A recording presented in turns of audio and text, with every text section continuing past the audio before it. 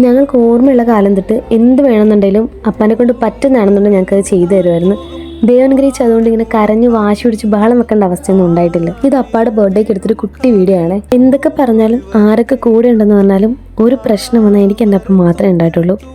നമ്മളെല്ലാം കൊണ്ട് തോറ്റു നിൽക്കുമ്പോഴും സങ്കടം കൊണ്ട് മനസ്സ് വളർന്നാലും ആരൊക്കെ നമ്മളെ ഒറ്റയ്ക്കാക്കി പോയാലും കൂടെ നിൽക്കാൻ ആരെങ്കിലും ഉണ്ടെന്ന് പറഞ്ഞിട്ടുണ്ട് അത് നമ്മുടെ അപ്പനും അമ്മയും മാത്രമായിരിക്കും.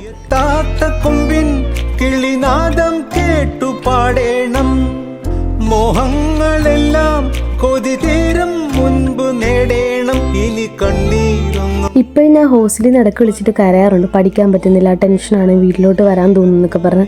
ഇപ്പോഴും പറയും പേടിക്കേണ്ട, ടെൻഷൻ അടിക്കേണ്ട, പ്രാർത്ഥിച്ചാൽ മതി, അപ്പം പ്രാർത്ഥിക്കുന്നുണ്ടെന്നൊക്കെ അപ്പം ഞങ്ങളെ സമാധാനിപ്പിക്കുകയായിരുന്നു.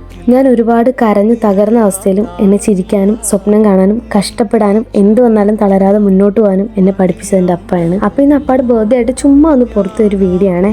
അപ്പോൾ എല്ലാവരും ഇതുപോലെയാണോ ഒന്ന് കമൻറ്റ് ചെയ്യണേ. ബൈ.